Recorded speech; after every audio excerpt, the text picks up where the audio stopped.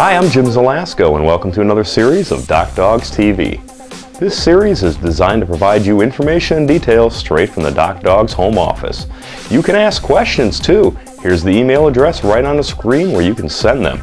I'll pick 2 or 3 of them each episode, take them straight to DockDogs, and get the answers for you. In our last episode, we were having a conversation with the president and CEO of DockDogs, Grant Reeves. He was talking about some exciting things that are coming up in the future, including the new Nationals format and Worlds formats, as well as additional items that are going to be great improvements for our sport. In this episode, we continue my discussion with Grant Reeves, and the questions get a little tougher as things go along. One of the big things that came out of Rules Committee we identified is the toughest job, believe it or not, at the club level and even on the national level is the job of the event administrator, the person that's doing all the data. So what we've come to realize is we can improve both pre-event, during event, post-event by putting a national rep or a DockDogs worldwide administrator at every club event, which will allow our administrators to make sure the data is put in correctly the first time, only done once, and more importantly, get back to that what we're trying to achieve is real-time results. So by Monday night when you get home from your event or Sunday night, it's already on the internet. And that's the alternative goal. Are we going to get there overnight? Absolutely not. But over the next 6 to 8 months, these are the steps that we're going to be implementing. That all sounds great. It's going to be nice to just get on a smartphone or something like that and see what's going on either with friends at other events, maybe going on the same weekend, or just to see, you know, where you landed on some stats from, you know, essentially just, you know, a few hours earlier. I'm excited about it. It's something I've taken on personal called DockDogs Mobile. And throughout the first and second quarter, you're going to see it implemented. As you can see, just in the last month, there's been significant changes in the electronic side of DockDogs with the website, a new electronic registration system, access to your credits now. We've launched the new store. And the DockDogs Mobile is going to be a big part of that, but it's going to be one of the final parts of it, which was something I'm actually personally authoring that. I'm excited about it. There were a couple things in here, just some quick questions I had, and I'm going to put you a little bit on the spot, but nothing is meant in malice here. I just want to get some answers because I think some people will be interested in that. So just so I can qualify this, no question is off limits, right? On DockDogs TV? No question is off limits on DockDogs TV. I'll live with that. All right.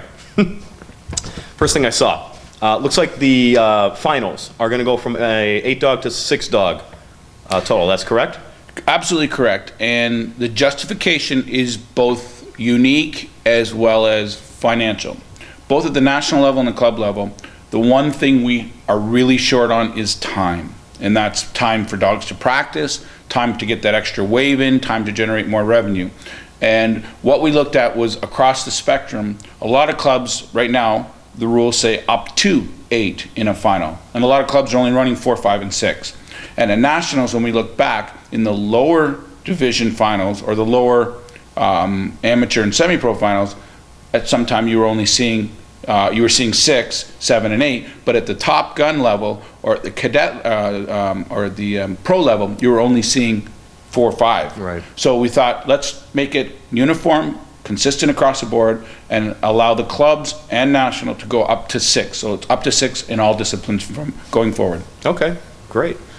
That's going to make it a little tougher for me and Hallie to get in. But we're up for the challenge. One form you got to think about, though, Jim, is if you look at it in a model of the financial side of it for both national and, more important, the club, those 2 dogs in 8 finals, 2 minutes per dog, gives you that much more time in your weekend schedule for dogs either to practice or potentially run another wave, and the clubs can generate some more revenue as well. Agreed. Yeah, and that kind of goes along with more of the support from DockDogs worldwide. My understanding was there might be some sort of program put together to help those clubs try to find, foster, mentor the next, vice presidents, board members, presidents of clubs, so that all of the clubs can continue to take care of their territories and offer dock diving, like they do on a personal level right now. I got to tell you, those volunteers that do all that work, it's usually 90% of the work by the same 10% of the people. We need to foster more people. We need to mentor them and then transition some of the workloads to them so the clubs can continue to thrive. It's a very big thing that we're missing right now. In addition to our zone reps, which we have a couple of new zone reps that have stepped up to the plate for this year, both in the East and the Midwest. We're still looking to locate the Western zone rep to work alongside of our Director of Affiliate Programs. There's going to be a program that will be solely developed to, and a small subcommittee developed to, fostering those new board members, officers and directors, and then transitioning and handing over the reins to them. And what we're hoping the result of that will be is we won't lose those old and former presidents and board directors because they've been frustrated, but that it's been a nice, smooth, and easy transition that they'll stay in DockDogs and enjoy it. In addition to that, we're looking at changing the timing and the process of it. For example, you, Jim, you've been on the club. You were a vice president of a club, and then you were a board member of a club, and then the following year, using you as an example, if you wanted to run as an officer, but you didn't get elected, you didn't have the opportunity to still run as a board member where you would have been very valuable. So we're going to change the program and suggest to all the clubs that they do their officers and their director elections in January, and then do their board member elections the following month in February, which will allow more people to be a part of it. And it's not all going to happen overnight. Same as the equipment. The equipment isn't going to be fixed overnight. We're going to do as much as we can with the funds we have available to do it. But by this time next year, we hope to have as much continuity and consistency across the board as we possibly can. So, asking about another discipline, Iron Dog. Iron Dog has changed. There's going to be a new division of Iron Dog, and I know right now it's on the website for voting and seeing what name is going to take it. And I know you have a lot of work to do on that as far as getting the numbers and everything together, but this is going to also give people another chance to be recognized within that division, and this too will carry over to Worlds. When we launched Iron Dog, and it was a very big program, it was very unique that the crowd really got behind it, and more importantly, the competitor community got behind it. The challenge you have is it's so close. The points table works, it's no doubt about it. If you look at the history of the last 3 years at the World Championship level, it's come down to 1/1000th of a second or 3/1000ths of a point between first and second, and you got a 10-year-old dog in Henry and a 3-year-old dog in Wilson. And this year, you had the Malinois from last year going against, another dog this year, and they're still that close. It's crazy. So the points table works, but at that level. When I developed Iron Dog overall and worked with some of the more senior competitors, or I call them veteran competitors, Tom Dropick, Rich Schaefer, one of the things that was an oversight on my part, and ultimately at the end of the day, all of our part, was the smaller competing dogs. They don't have a reason to get into it. So I introduced the idea to the committee this year that we need a lower Iron Dog division to allow more people to become all-round competitors and at the same time be ranked like we do in all the rest of the DockDogs disciplines. So frankly, there's a lot of discussion going on about it. We have a subcommittee that are currently working through all of the different, just mounds of data, and it'll funnel down back to Rich Schaefer and Tom Dropick to sort out, and the committee will present the final lower division for Iron Dogs. And as you said, that division will also be at regional championships as well as at the World Championships. Wow. Any kind of time frame on when that's going to be done? Everything has to be done by January 1st this year because we're coming into the full season. We've changed the fiscal year for DockDogs as well. We used to make it October 15th based on the national championships last year. That was always the year-end banquet and the first event of next year. Not anymore. The World Championships will be the year-end banquet, and January 1st will be the first fiscal day of the new season going forward. A lot of changes in DockDogs. All right, well, I'm talking with Grant Reeves with DockDogs here. We're going to go away one more time, and we're going to come back, and I'm going to put some really tough questions at him. Hi, we're elves. Just in time for the holidays, the DockDog store is online. Go to DockDogs.com and order some stocking stuffers for you, your family, your friends, and that special friend with a wet nose. Don't have time to wrap a package? How about a DockDogs gift certificate for that someone special in your life? More new products are coming soon, so log on to DockDogs.com and visit the DockDogs store now. Okay, I'm back with Grant Reeves from DockDogs. Grant, I'm going to put some tough questions to you, and I think the first one that comes to mind is, there's all kinds of different social media out there today. We know there's the DockDogs forum, and it has its moderators, and things sometimes get put up on there, but there are also forums that, are just totally uncontrollable, such as Facebook, that might say something negative about DockDogs, or something negative maybe even about you, or the way that things are being run. How do you handle that? Boy, when you said tough questions, you came right out of the gate with a tough question, didn't you? I think the best way I can answer that, Jim, is first and foremost, in 2005, I stood up at one of the earlier on banquets and I said, I have no issue with both receiving, reviewing, and taking into consideration constructive criticism. And constructive criticism doesn't include slander, it doesn't include libel, it doesn't include foul language, which I have a very big issue with. Frankly, I don't care what a very select few people think of me as an individual, and honestly, people that have been banned or people that have been shunned by the community and as a whole for their faults and their activity causing harm to DockDogs as a whole, we don't really take into consideration what they write, when they write it, for most part even where they write it. On our forum policies and our moderators, which are your peers. The moderation of the DockDogs forum, past and present, is done by your peers. They've been instructed to realize that not only do we invite sponsors to come and read our forum, but we actually enjoy our children reading the forum, and we let them communicate there. So that's a very big thing for me. It's a big issue when somebody tries to cause harm to the DockDogs community in that forum or in that arena. You know, just until recently you didn't see Facebook and DockDogs for that reason, because it was a very hard arena to control the environment. And frankly, DockDogs as a whole is a very positive and a very high energy and a very friendly community. We've introduced, by pressure from the community, we've introduced DockDogs Facebook, and it's doing exceptionally well.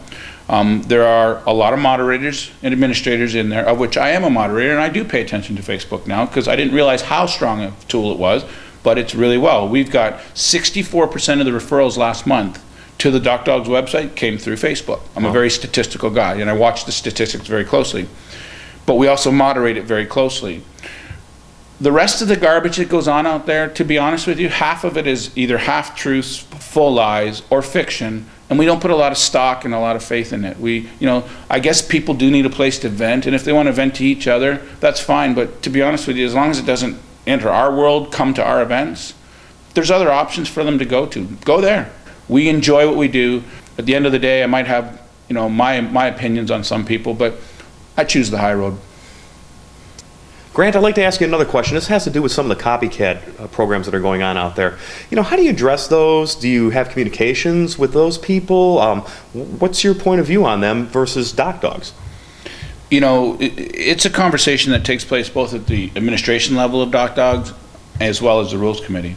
And what a lot of people don't realize is DockDogs is a business, both for the ownership and shareholders of DockDogs, as well as the individual affiliated clubs, and now our affiliated facilities.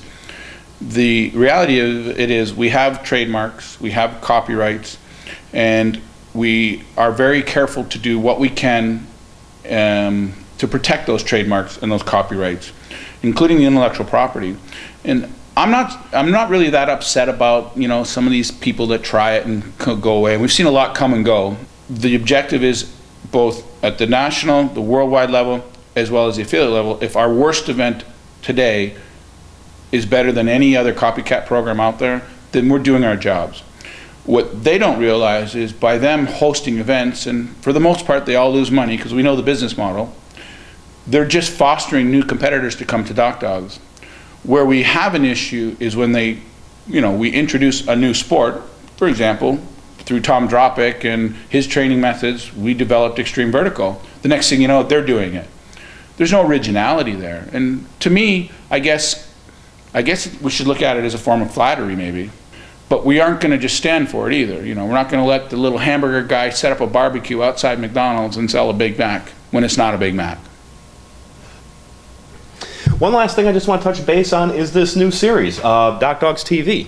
This is something for me to be able to get out to the competitors, just to tell you a little bit more about the inner workings of the sport and be able to talk to people. And Grant, I know that you're kind of excited about this idea too. Jim, I want to say this, and I want to go on record as saying this. You spent the last year throughout the 2011 season, attended a lot of events, and you gave what I would term as some pretty honest criticism, both to our benefit and in some cases criticized us, whether it be a club or it be a national event, but you were honest about it.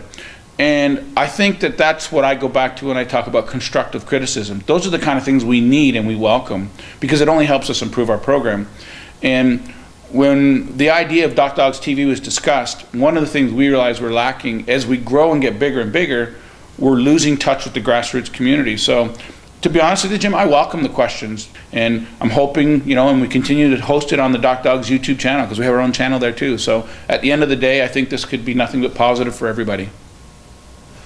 Well, I really do appreciate your time, Grant. This has been great learning more about DockDogs, being behind the scenes here, and with this dock and trailer that's getting all prepped up and ready to start a exciting new season.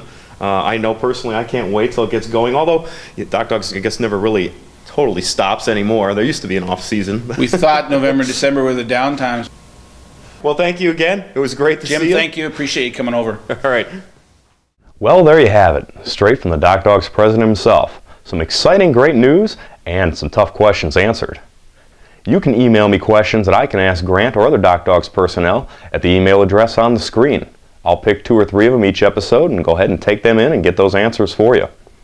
Join me again on DockDogs TV. We plan to release a series about once a month, and it's going to include a variety of information, including more interviews like the one you've seen, plus a whole host of other entertaining and exciting topics. Until then, I'm Jim Zelasco, and I'll see you next time on DockDogs TV. Happy holidays!